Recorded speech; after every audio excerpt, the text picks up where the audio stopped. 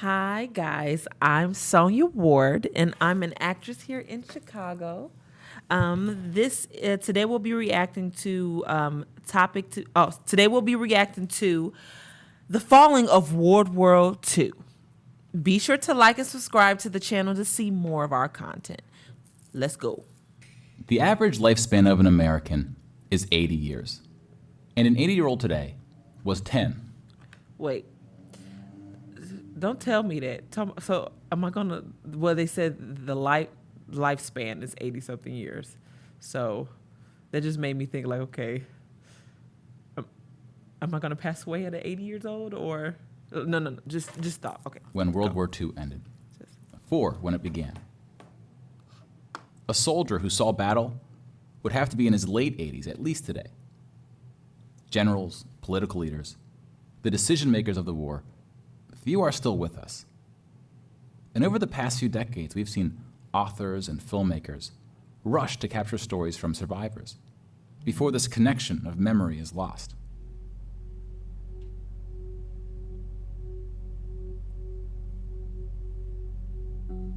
This project is not about individual war stories, and it's not about survivors. We're going to tally up the tens of millions of people whose lives are cut short by the war, and see how these numbers stack up to other wars in history, including trends in recent conflicts.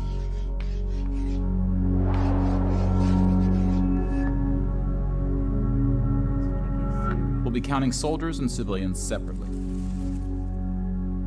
Each of these figures represents 1,000 people who died.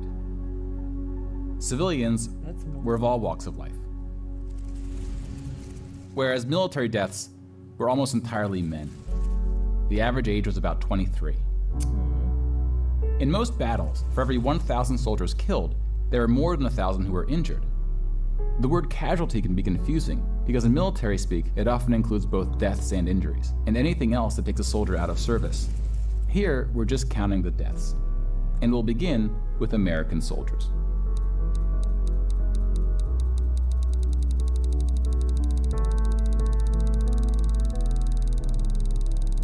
Dang.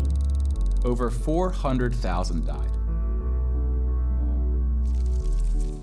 Most of the deaths occurred in the European theater, fighting the Nazis. And about a quarter were in the Pacific, fighting the Japanese. When you put them on the timeline, you see that casualties were the heaviest at the end of the war. The war began on September 1st, 1939. But the US wasn't willing to join the fight until Pearl Harbor, 2 years in. The deaths increased drastically on D-Day, when the Allies invaded Normandy. One of the most tragic moments of the war was on D-Day at Omaha Beach, where 2,500 Americans fell.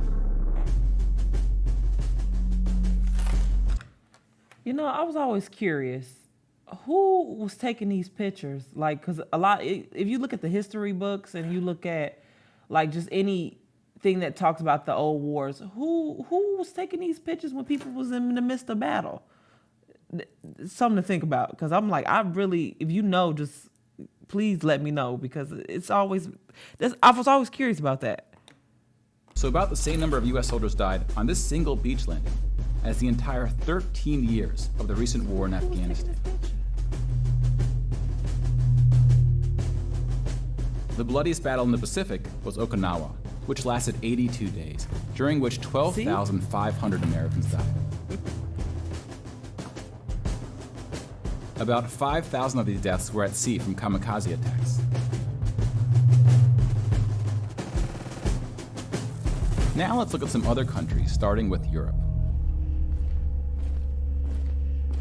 Oh, Lord. Germany started World War II when it invaded Poland. Poland ultimately lost 200,000 soldiers in the war. Most died after the invasion while the country was occupied by Germany and the Soviet Union. Germany, meanwhile, lost just 16,000 in the invasion of Poland. The Nazis went on to invade and conquer other countries, including Denmark, Belgium, the Netherlands, France, Greece, and Yugoslavia. France surrendered, but after losing 92,000 soldiers in the Battle of France. Over 200,000 ultimately fell, which includes deaths in POW camps, French colonies, and other fighting. Yugoslavia suffered almost 500,000 military deaths. The initial invasion brought relatively few casualties on both sides, but the deaths mounted under Nazi occupation due to guerrilla fighting, civil conflict, and mass executions. The Nazi invasions were swift, with relatively few German losses. Even the Nazi commanders expressed surprise at their success. And then we have the United Kingdom and the United States, who were not invaded but took the fight to the Nazis. Britain lost about the same number of soldiers as the US, which includes the British colonies. Germany lost about 500,000 soldiers fighting the US and Britain in what is known as the Western Front, which took place in France and Belgium.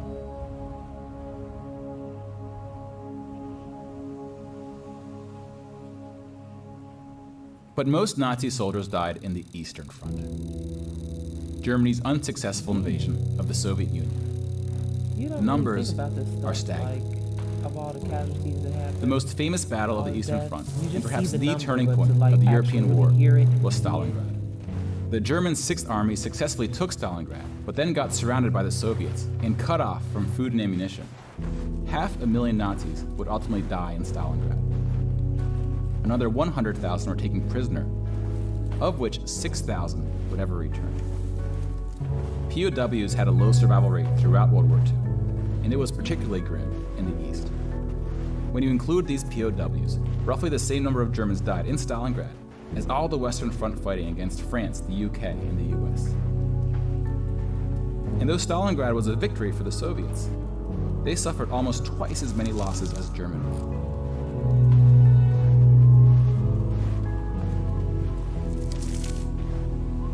The Soviet Union would eventually defeat the once unstoppable German army, killing 2.3 million Nazi soldiers.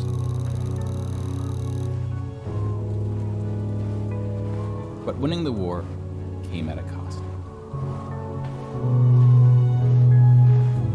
And it's still going. Wow.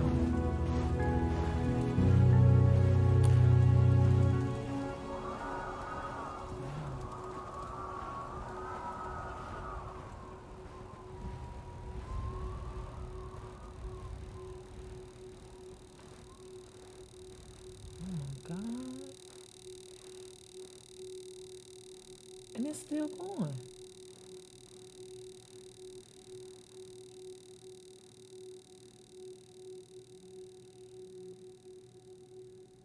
$8.7 million is the official tally by the Russian military, a hotly disputed number. Some studies have calculated as many as 14 million dead. To complete the count of European military deaths, we need to add German deaths from other fronts, including the North and Africa, as well as deaths from other Axis powers allied with the Nazis, Hungary, Romania, and Italy.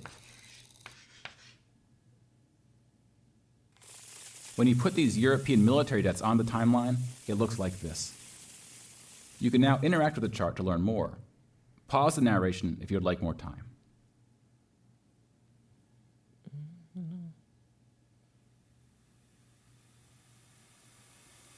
And now we switch to civilian deaths in Europe.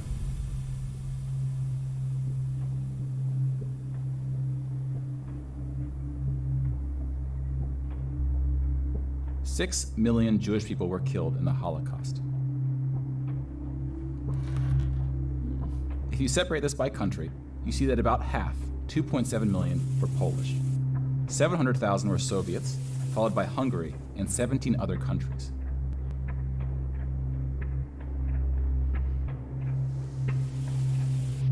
Broken down another way, about half of the 6 million were killed in the concentration camps. Over 1 million died in Auschwitz. Yeah. Most were killed in the gas chambers. Others died from starvation, the one I know exhaustion, about the disease, most. and other forms of execution. The second most deadly camp was Treblinka, which was exclusively an extermination camp, set up to look like a train station. Mobile killing groups killed 1.4 million Jews.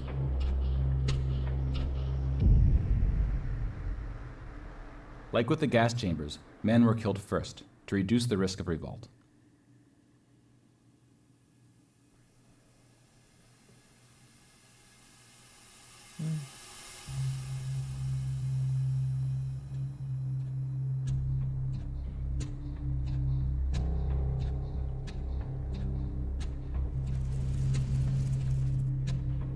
The Holocaust also includes non-Jewish deaths.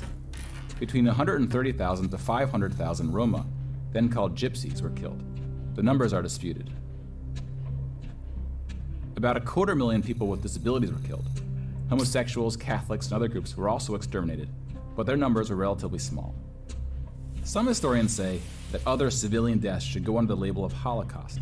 About 2 million non-Jewish Poles were killed under German occupation, some of which were sent to the gas chambers at Auschwitz. When you combine civilian and military deaths, over 16% of the total Polish population died in World War II, which is the highest percentage of any country. But not the highest in total death count. The Soviet Union again tops that list, losing at least as many civilians as it did soldiers, somewhere between 10 and 20 million.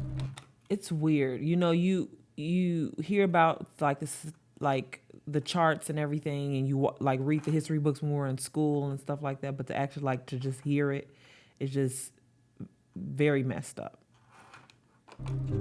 A particularly dark moment for the Soviet Union was the siege of Leningrad, now St. Petersburg. German forces surrounded Leningrad before civilians could be evacuated. Supplies, including food, were cut off for 2.5 years. Who took that photo? See what I mean about these taking photos? 1.5 million people died as a result, Y'all taking mostly from photos instead of starvation, helping out. mostly civilians. Stalin's cruelty towards his own people is partly responsible for these numbers. He often didn't allow civilians to evacuate from cities, thinking it would cause the soldiers protecting them to fight harder. About 1 million Soviets died in Stalin's own labor camps, called the Gulag. Just about every country suffered civilian losses, especially countries who were invaded. While many died as a result of so-called collateral damage, the biggest numbers occurred when it was no accident. Civilians were exterminated, purposely fired upon or bombed, used as human shields, or intentionally deprived of food. The intentional killing of civilians was done by most warring parties, including the United Kingdom and the United States. The United Kingdom was spared of a land invasion, but still lost 60,000 civilians, largely from German air raids or blitzes, often directed at civilian population centers. The UK did the same to German cities at a much greater magnitude, causing about 10 times the number of deaths. But most German civilian deaths came from the ground at the late stage of the war. When the Nazi regime collapsed, civilians living in occupied regions had to desperately flee from the advancing Soviet army. Rapes were widespread, and death estimates ranged from 600,000 to 3 million.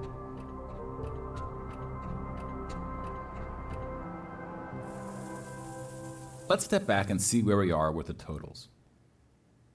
We just counted about 20 million civilian deaths in Europe. If you add this to the European military deaths we already covered, it brings us to over 40 million. Then we have the Asian theater. Here we see the vast majority of military deaths in Asia came from China and Japan. Jeez. On the civilian side, about 6 million deaths from China, Indonesia, Korea, Indochina, and the Philippines can be attributed to Japanese war crimes, which are sometimes compared to the Nazi atrocities due to the sheer scale of the cruelty. China had the second highest death count after the Soviet Union. And like the Soviets, the Chinese government demonstrated a stunning willingness to sacrifice its own people. Chinese nationalists opened the dike at the Yellow River, hoping the flood would halt the Japanese advance. 500,000 Chinese civilians or more were killed, which is 2 or 3 times the number who died in all countries in the 2004 Asian tsunamis. But the invasion of China only cost Japan 200,000 soldiers. Most were killed fighting the US and allies in the Pacific War. A significant portion of Japanese civilian deaths were caused by American firebombing and the 2 nuclear attacks. Contrary to official US statements, these airstrikes were directed at civilian populations, not military targets.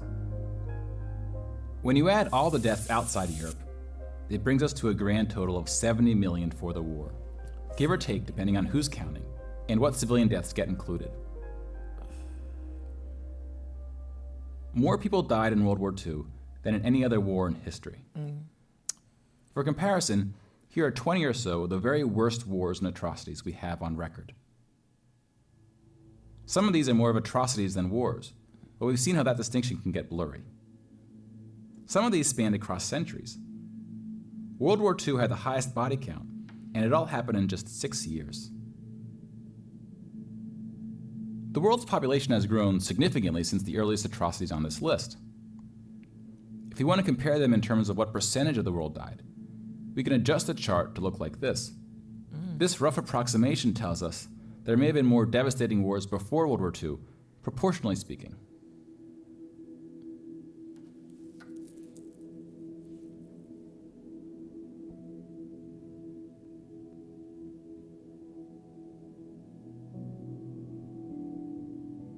When we turn to post-war conflicts, it's hard to say anything that isn't controversial. But the data shows something quite extraordinary has been happening. In 1989, John Gaddis coined the phrase the long peace to identify the absence of conflict between the nuclear powers during the Cold War. 25 years later, the Cold War is over, and the term is still being used, although its meaning may have shifted. European countries have not fought each other, except for this 10-day war in 1956 when the Soviet Union invaded Hungary. When we look at European wars before World War II, it looks like this. Everybody chilling. They tend to be more frequent as you go back, though smaller in scale. And the largest 44 economies of the world have not battled each other since World War II. Good. Rich countries have fought poorer countries, like the US versus Iraq. But rich countries have not fought other rich countries. Such a period of peace between the so-called great powers hasn't been seen since the Roman Empire. To many, peace is too strong of a word. Wars have occurred since World War II, and they can be grouped into these 4 categories. We don't see colonial wars anymore. We've already noted that interstate wars between rich countries have not occurred at all, and here we see wars involving smaller economies have tapered off. That leaves civil wars of 2 types, with and without foreign intervention. And this is what these battle deaths look like alongside of World War II. More people died fighting in World War II than in all the wars since. And again, we can't forget about world population, which has almost tripled since World War II. If we scale these numbers to show deaths in proportion to world population, showing the likelihood that a person on Earth dies in battle, the downward trend becomes even more pronounced. Now, this isn't to infer anything about why this trend is occurring. That's a discussion for another day. You can now interact with this chart to explore what conflicts are behind the totals. Now bear in mind, we're just looking at battle deaths here, not civilian deaths, but those too are in decline. Peace is a difficult thing to measure. It's a bit like counting the people who didn't die in wars that never happened. We give such importance to the word peace, but we don't tend to notice it when it occurs, or report on it. Sometimes it takes reminding ourselves of how terrible war once was to see the peace that has been growing around us. Of course, this trend may not continue, and it's not clear how looking at these charts can help us make the right decisions to ensure that it does. But the longer the long peace grows, the more significant it becomes. So if watching the news doesn't make us feel hopeful about where things are heading, watching the numbers might.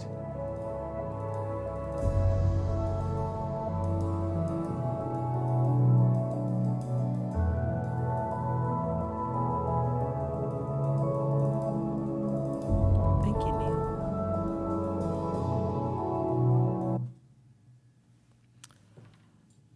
One thing I have to say that these type of videos do help, like especially if you're a person who haven't been in school for 5, 10 some years.